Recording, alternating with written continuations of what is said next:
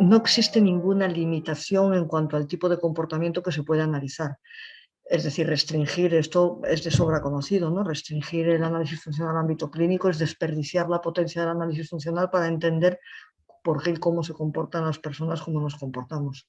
Y hablo de personas, como podríamos hablar de animales, eso es lo mismo, pero en este caso, análisis funcional de la conducta humana como psicólogos que somos. Otra cosa es que hagamos experimentación animal para entender el comportamiento, pero nuestro objetivo es explicar la conducta humana.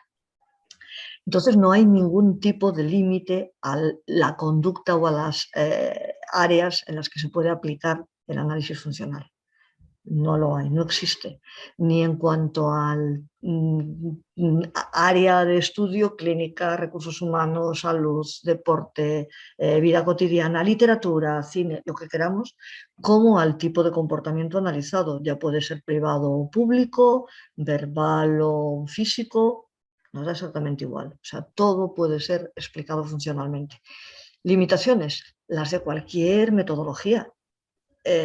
Si me dices qué limitaciones tiene el radiodiagnóstico, pues que puede ser no todo lo preciso posible en algunos momentos, que el aparataje a veces no funciona, que existen células que no son susceptibles de identificarse con un radiodiagnóstico, pues eso es exactamente igual.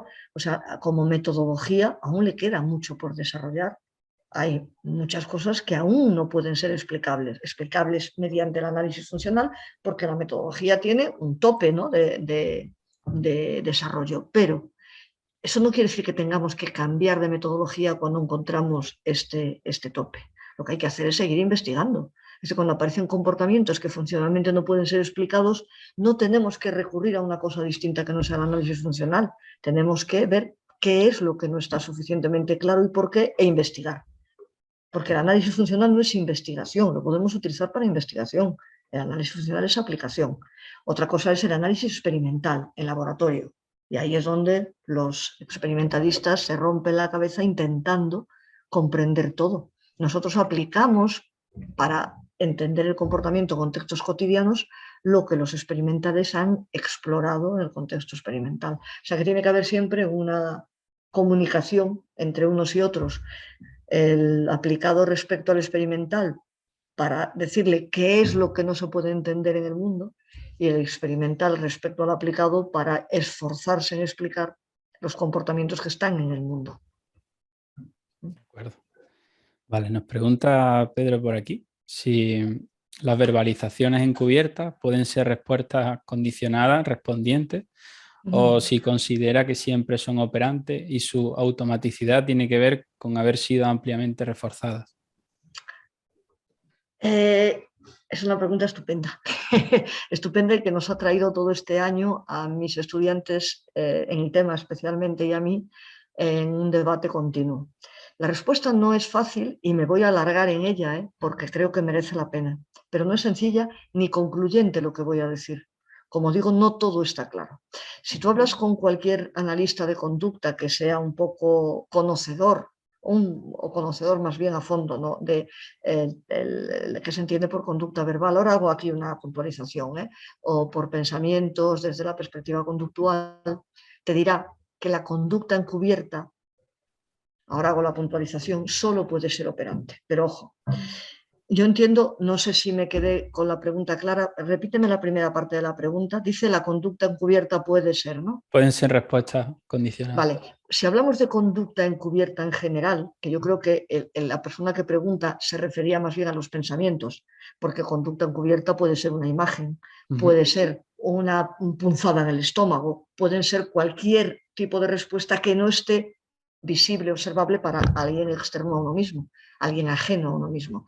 Entonces, la respuesta es mucho más sencilla. La conducta encubierta, pavloviana, o desde cuando una punzada en el estómago, una contracción pupilar o cualquier respuesta psicofisiológica no es una respuesta condicionada. O sea, eso es, vamos, ¿no?, del dominio público, o la salivación. Yo entiendo que esta persona pregunta por conductas encubiertas más complejas, normalmente conductas verbales. Y aquí es donde yo vuelvo a lo que estaba explicando. Si se habla con cualquier analista de laboratorio, cualquier experimentalista te dice conducta verbal solo puede ser operante. ¿Por qué? Porque la conducta verbal es una conducta comunicativa. O sea, no existe la conducta verbal sin entender un hablante y un oyente, un hablante que está reforzando, que está siendo reforzado por el oyente. Es decir, la conducta verbal necesariamente es aprendida.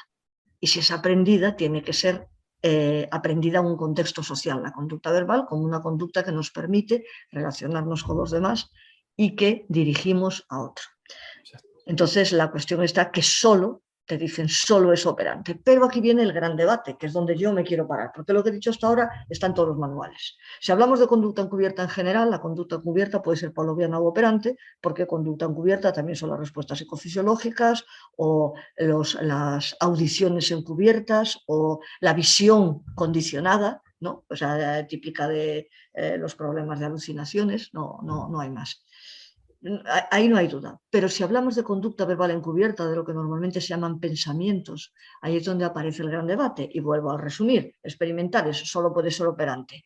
Y aquí viene la gran polémica que yo suelo discutir con amigos míos que trabajan en análisis experimental de la conducta y que nunca llegamos al final. Nunca hay. Por eso digo que dejo la polémica ahí. Cualquier persona entiende que una alucinación, cualquier analista de conducta que sepa un poco, que haya leído un poco, puede ser una respuesta condicionada.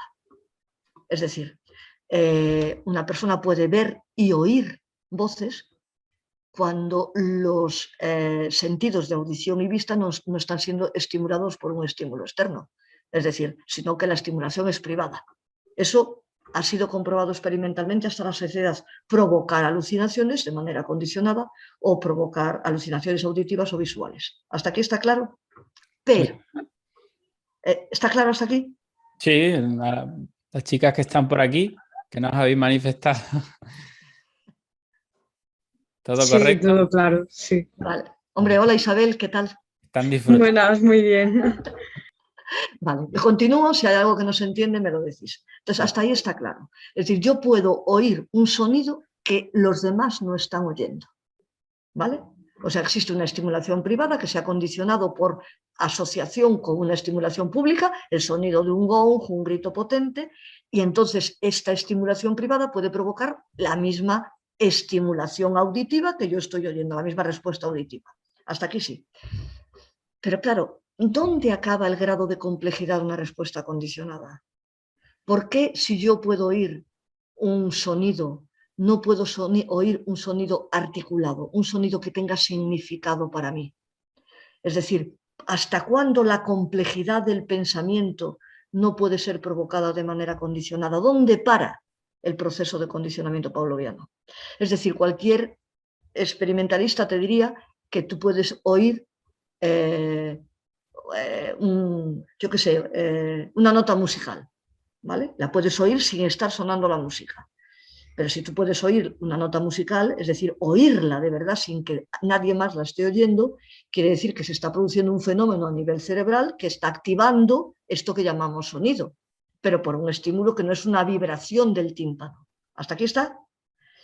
Yo puedo oír esa nota, pero también puedo oír cómo me llaman mamá, sin que nadie me haya oído. ¿Cuántas veces le ha ocurrido a una madre que está preocupada por su hijo pequeño y está tan atenta que determinados sonidos del medio se han condicionado y ahora ella oye mamá? Pero si oye mamá, ¿por qué no va a oír mamá te quiero? ¿O por qué no va a oír etcétera, etcétera, etcétera? ¿Me estáis entendiendo?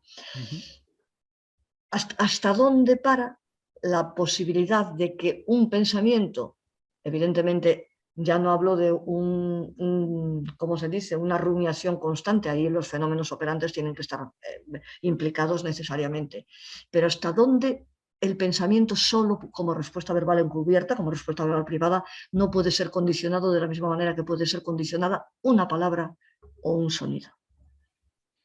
Y entonces, ¿dónde está el límite de la activación de la sensación de oír algo producido por un estímulo privado? ¿Dónde está el límite? Eso es lo que no se sabe. O sea, sí se ha llegado a comprobar que tú puedes oír cosas cuando no hay una estimulación pública, pero ¿qué es aquello que puedes oír? ¿Hasta cuándo llega ese grado de complejidad de ese pensamiento, de esa conducta verbal encubierta? Esa es la gran discusión, el gran debate. Yo personalmente lo tengo y me encanta debatir de esto y leer sobre esto y ver dónde está el límite que no se ha encontrado. Pero la respuesta primera que te dirían es: el pensamiento solo puede ser una respuesta operante porque las palabras adquieren su significado en su uso público. No se nace con ese significado. Pero estoy de acuerdo, es comunicativa, han sido reforzadas por su emisión en un contexto social. Pero una vez que esto ya está, yo puedo oír cosas que no se están produciendo. La respuesta inicial sería un sonido, una palabra aislada o no sé qué, pero ¿hasta cuándo el grado de complejidad de ese pensamiento? Lo que sí está claro es que las rumiaciones, los pensamientos obsesivos, pensamientos con conducta verbal más compleja, lógicamente tiene que haber implicado conducta operante, lógicamente, Vale. procesos operantes. Bueno, queda muy bien detallado desde un punto de vista así más amplio, así que te lo agradecemos.